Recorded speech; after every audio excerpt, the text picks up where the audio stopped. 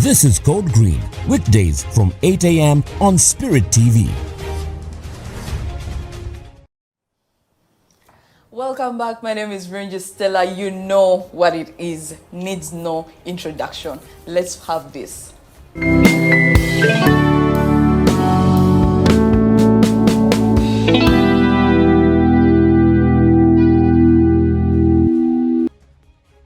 Heart, indeed, heart to heart. We all love the heart. Issues of the heart. Beauty in the cracks. We have the author here, Pastor Sarah Sseggane.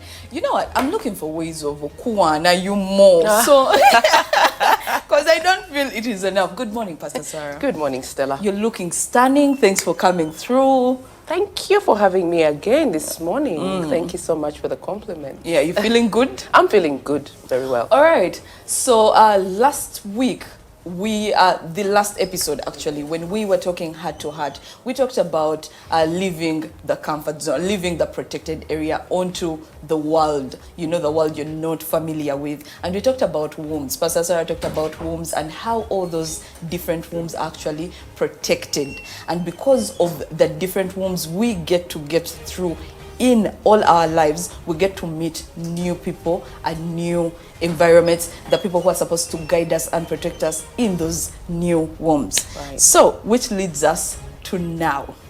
How do you know the one? And when we talk about the one, in most cases, yes, we are talking about the relationships within those different wombs, the friendships, the pastors, the ministries, the churches that we go to, and our calling. And today we want to concentrate on our calling, the ministry that we get to, the churches that we go to, how we get there. Pastor Sarah, is there such a thing as the one when it comes to your calling, when it comes to the church you go to, when it comes to the ministry that you serve under? In Uganda, twaganyo gamba mpereza wansi wa mafuta ga pastor. So. Yes. So is there such a thing as the one? Absolutely, yes. And it's just that arriving to that one can sometimes be a winding journey. But there is a one, there is a church for you, there is a pastor for you, there is a calling, something that God has actually called you to do. It might be in the church, it might be in the marketplace, it might be in the home, And they're friends as well. Today we are not tackling friends. They're covenant friends that God has called you to. Because remember, like you said, we talked about wombs, right? And the environments. Yeah. And Stella, it always doesn't go well in those wombs. Sometimes things get messed up. Yes. Yeah. I remember you even mentioned that last time. Exactly. Yes. Sometimes things get aborted, right? Your destiny can be delayed or terminated or eliminated when you're still a little girl. Yeah. But then what God does is that he places people along your path that can help to redeem that. Okay.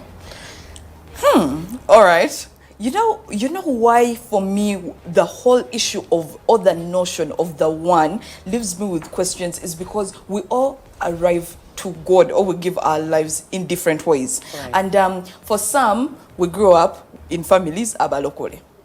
That means that if they were going to a church so and so, that is where we are going. Right. You get, sometimes we actually tetuatwa na kwatwa because tuli baloko so many PK kids are not even born again. Exactly. Then we have, like in your case, you see a group of people, your colleagues from where you're studying from in the uni, they are going for fellowship, and you're like, oh no, this is actually fun, let me join. So the calling, how do you know that this is the ministry for me to serve under? Right. This is, and before we get to the calling now, what you're supposed to contribute within that ministry, because do you remember when we were having a conversation in the restaurant and I said your pastor and mine, they are not friends, but you remember that thing? So as abalokole, I feel like we get to that environment of, this is my church, this is my pastor, and this is it. Right. You get, so how do we arrive there? The arrival, I think there has to be an understanding that God works differently in our lives. Okay. Yeah. And God will place you under a specific man or woman of God right? For a purpose, because he knows exactly what he is trying to do in your life, Yes. right? And this really differs because one, the Bible is very clear. It tells us that we were known by God even before we were formed in our mother's wombs. Yes. So we were ordained, we were sanctified. You were called Yes. before you were formed. Right. To a specific purpose, to a specific assignment, right? And then here you are birthed and there are challenges in your life. The enemy actually will want to come for exactly that as early as possible. So even the enemy knows He knows that Stella is something. He doesn't know the depth, but he has an idea. Yeah? He knew about Jesus, but he did not know exactly the depth. And that is why he tried again to terminate that. But here is the point. So because the enemy comes in early, then God now knows that Stella needs so and so to redeem this part of her life. Now, when you are a child, you will go to church with your parents. In fact, you won't even be, probably, you just follow. You enjoy church like I did, I was in Sunday Pentecostal church, exactly. Even when I went to Pentecostal church, it was really for me the music. I had no idea about callings.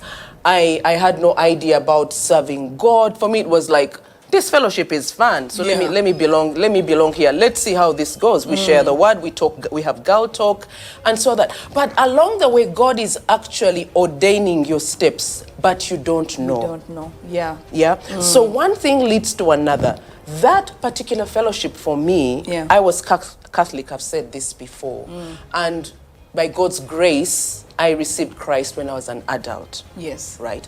But for me, going to Christ, it wasn't even for, I want to serve him. I had issues. I wanted my stuff. I wanted children. I wasn't happy in my marriage. And so I thought that maybe this Jesus thing will help me sort this thing out. Yeah. It's a means to the end. Exactly. And so for me, God used that to continue drawing me, to continue inviting me. And I wasn't even aware, right? So I go through this fellowship, and let me tell you the truth. It's that I think they were also called, the group of ladies that I started with, but some of them actually returned even to their faiths. Oh. Yeah, they returned to their, their religions, and I honored and I respected that, right? But somewhere, somehow, by God's grace, God's eye was on Sarah. And so I moved from there, and then I found myself in a space, in another fellowship, where I met my spiritual father. Right now, yeah. Yeah. And again, that was not planned. And when I met him, again, because he was a deliverance pastor, what I wanted was, there's stuff in my life that needs to be sorted. Yes. I'm unable to have kids. It must be there are curses somewhere. Yeah. It must be I'm bound somewhere. So please help me with this. He never told me come to my church. In fact, at that time, I had returned to the charismatic church, back to the Catholic, because I was frustrated. Yes. Things were not happening. But I had no idea that even within my frustrations, within my disappointments, God was ordaining my steps. Now, the point is, he's very gracious, Stella. Yes. Because at that point, I had no idea. I can't say, oh, I felt this, or I knew this. No, I didn't. But somewhere, somehow, you feel a drawing to a person. You feel a connection. When I met my spiritual father, who actually, he wears many hats, because he also appears or carries the heart of a big brother to me. I asked him, where have you been all my life? That was the question. Because I was like, you fit in so well. The things, I had brothers, yes. Yeah. But there was something about him that just put the puzzle together. Right? Yeah. So there, even without being born again, there's always, we get connected. You feel a connection. Yes. Yeah, with this person. And then that is how I started to develop that relationship. I continued to go to pray. He prayed for me, never invited me to his church to be a member, until I realized that probably this is a place for me to stay. Okay. And I stayed. Wow. So when it comes down to finding your calling, the ministry, and do we all have to have spiritual fathers, or not all of us must have spiritual fathers? Well, the Bible is clear. It talks about spiritual fathers and teachers and mentors. And if you are called of God, Yeah. which I believe everybody is, it's just that they've never really known, Yeah. or they have not arrived to that place, you need a covering. Now, a covering is not just someone who runs a church or leads a church and you go to their church.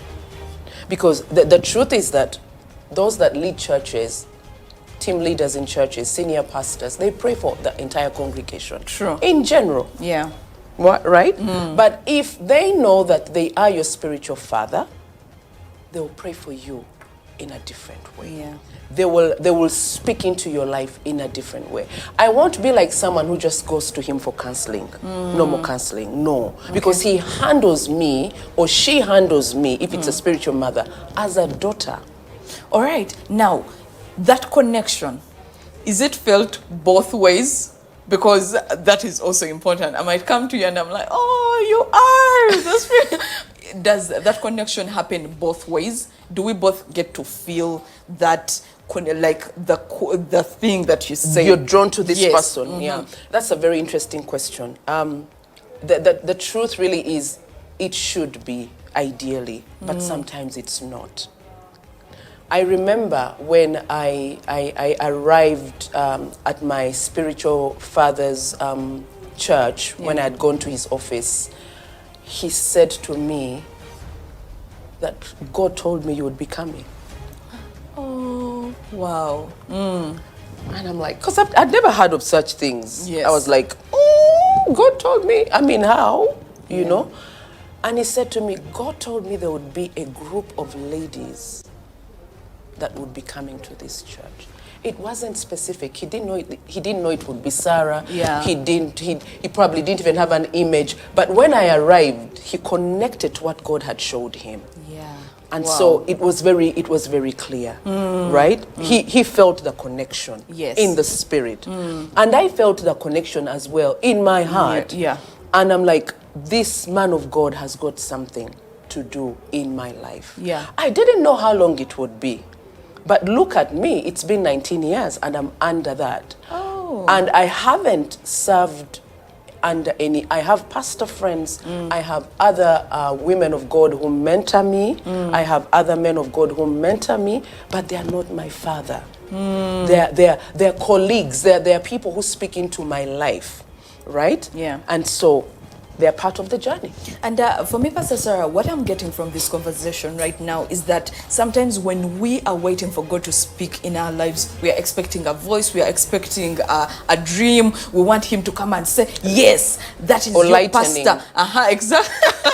Or the ground has to shake to say, that is your pastor, that is where you should lead. But also the connection and the drawing. Exactly. Towards this person could also be something that God is telling you, and that is with ministry. But you said something that I would love to piggyback on, and that is that how long the fathering you get, does it, because you said you didn't know how long it would take. I've seen people who say, this is my spiritual father. Does that mean that for as long as you have to keep going to that church, you, no matter what, you're under them forever, or it has seasons and times? Now, that's also a very good question. Stella, we grow just like from babies to toddlers to adults. You get married, you start a career, Yes. you move from your parents' house, Yeah. right? But you still go back. It's still home. I have time to go. So what happens is that you're going to grow into your calling. Wow. Just like I'm growing into my calling right now. I used to be such a baby, Stella. People won't even believe. I just did not know anything. I was so naive. I couldn't pray. And I've grown under this ministry, under such a hostile environment, by the way. It was so I've grown under hostility, but hostility that has shaped me.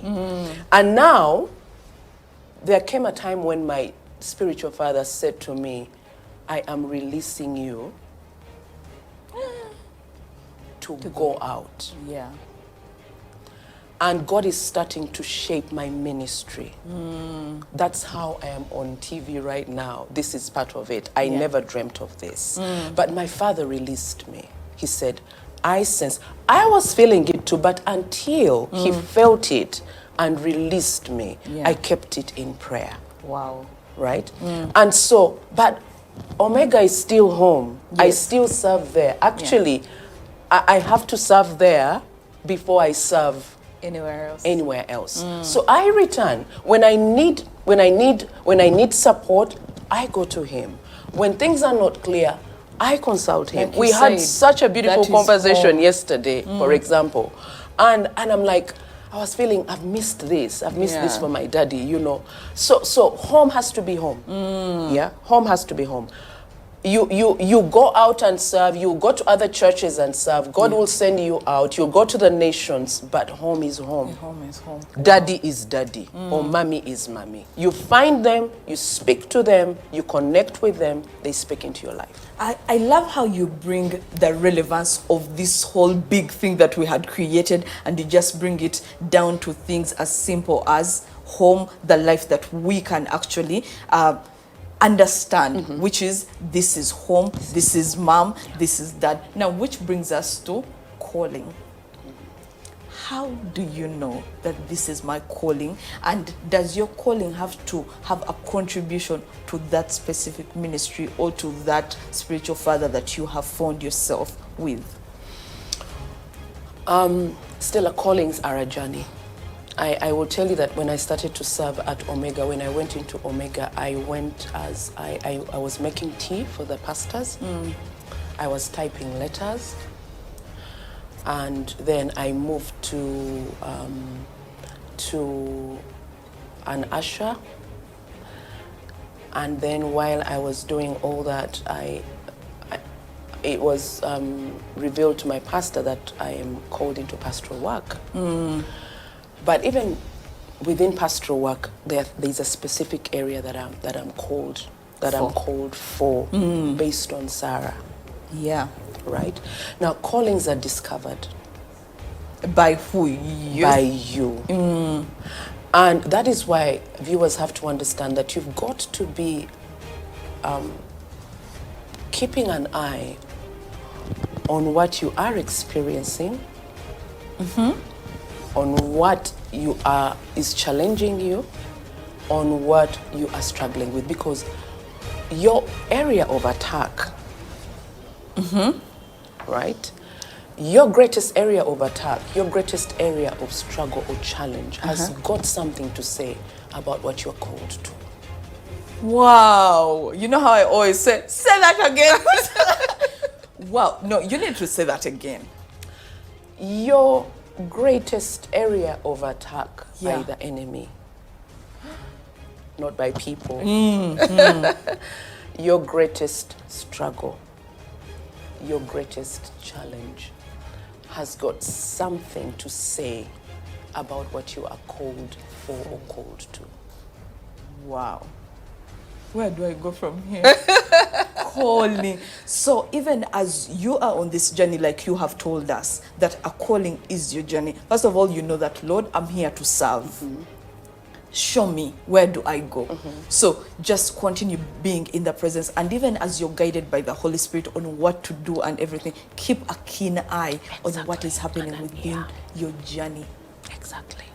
Wow. Exactly. And he's going to start you somewhere, because there are people that are stuck in places. For example, they feel they're ushers for life. Yes. But within an usher, God might have called you to be an intercessor. Yeah. Yes. So ushering is just an environment that he uses, right, to allow you to fulfill that. Let's say there are prophets in the marketplace. there are people who are prophets. Yes. And there are also prophets they're prophetic people for specific areas. For example, finances. They've been called to bring redemption to the area of finances. They've been called to bring redemption to organizations and institutions. Yeah. Yeah. But they're not just accountants. The position of an accountant just helps you to fulfill the call of God. Right? So you must know that even as I am a media person, what do I prophetically, if I'm a prophetic person, what am I prophetically called for? If I'm apostolic, what correction does God want me to bring and how? And it differs from person to person. None of us is the same. Now, Pastor Sarah, does calling have anything to do with talent or your strength or your gifts? Now, that's very interesting because God uses the gifts and the talents to help you to fulfill the calling. But they're not the calling. Am I making sense? God uses the gifts and the talents and what you are good at to fulfill the calling. They only aid you. They only facilitate. But they're not the end. Right? But also I would like to say this, that some people feel that their callings is what they enjoy to do. Yes. Or what comes easy. Now, that is not always the case. Yeah? It will start you off because God also likes to work with what will invite you and draw you. So he will use what is easy. He will use what comes easy for you. But he's taking you further than that. So don't get stuck on what you feel uncomfortable. This is where I thrive. This is easy for me. This comes easy. I can do this while with my eyes closed. You know, that usually that's not it. It's just a means to the end. It's not it. So, if that is the case, and we are on a journey, and all this comes with time, how do I get to a place, even without being comfortable or you know laid back? How do I get to a place and I say, okay, Lord, with everything that I've gone through, for example, with where you are right now, do you think you have arrived to your calling, or it's still a journey? Do we ever stop moving? I think I have a clearer picture of what I'm called for and called to do, but I'm still growing into it. Now, once you get there, and how do you know that this is it? Those are very those are very important but quite difficult questions to answer, because this is a connection between you and God.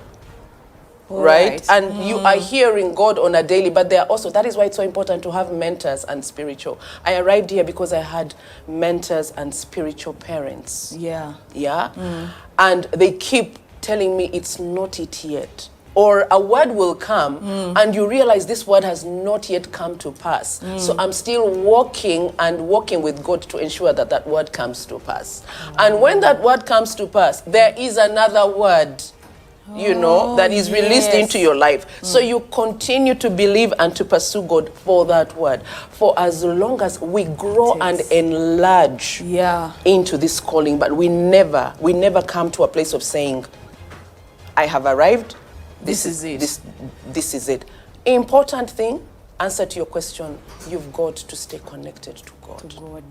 And connected to the people that God has brought into your life that are going to guide you and instruct you and speak into your life. I would like to say something about spiritual parenting. Please don't be sure about it, Stella. There are many people who have landed in the wrong hands. There are people that have been too quick to say, this is my spiritual parent. When they're actually, they're looking for a way out. They're trying to skip the process. They're thinking that again, it's about the abortion that we talked about last time, because God works in processes, right? So sometimes it's not yet even time for you to identify a spiritual parent, and God is still dealing with you, me and you, me and you. Let it be us, no one else to come into this, And so you must be connecting to God, hearing from God, and allowing Him to guide your steps. Yeah. Not getting into things prematurely. When someone is your spiritual parent, just like our physical parents, if they do something, they will forever be your spiritual parents. You can't walk away. So spiritual parenthood is for life. It's for life. It's actually almost I would like to say it's a covenant. It's in a way. It's covenantal in a way. It is, because you can't just say he didn't treat me well, or he wasn't there when I needed him or her. So that means they are not it. Because sometimes God will be dealing with you through your spiritual parent. Yeah. And he will just allow him to withhold something from you for a time. Yeah. Just like he, as Father God, withholds things from us for a time to just nurture us and mold us. So be sure before you just say so-and-so is my father or so-and-so is my mother spiritually. Wow. Pastor Sarah, any last words as we wrap this up? I think my last words would be for people to understand that our walk is very prophetic. Our lives, and I'm speaking in general, whether you're born again or whether you are not, God creates us as a very prophetic people. Yeah. Right? You know, people who are not even born again, but they are dreamers, you know, they are always dreaming. Don't take your dream lightly. Yeah. Don't take what drops in your heart lightly. Don't take what even feelings, don't take them lightly, what you're sensing. We are prophetic people, and God uses the things that we go through to shape and to mold us into what he has called us for. And he will place people along that journey to nurture, to steward until that thing is birthed. Wow. Thank you so much, Pastor Sarah. Pastor Sarah has a YouTube channel. Oh, yes, I do. And I have a Facebook page, finally. Oh. Sarah Sseggane, not a Facebook account, but a Facebook page. Yes. Okay, Sarah Sseggane. And YouTube is Pastor Sarah Sseggane or Sarah Sseggane. Sarah Sseggane as well. Sarah with an H, right? Sarah with an H and double S double G. All right. Perfect. You can follow her. And Pastor Sarah, I have to tell you this because by the time the day comes, you will not be around. So first off, Happy Mother's Day. Oh, thank you. Yes, it's happening. We are going to be doing videos here on the show. People are sending in their videos celebrating their mom, so I celebrate you. Thank you. But also, my birthday is coming, like I told you, and every single year I feel like I get to a point where I ask God. I always ask for a gift from God. I'm like, God, this year, Jagalachi, and for some reason it always happens. But to be honest with you, this time around I'm struggling asking for a gift because I feel he gave me already, and that is you.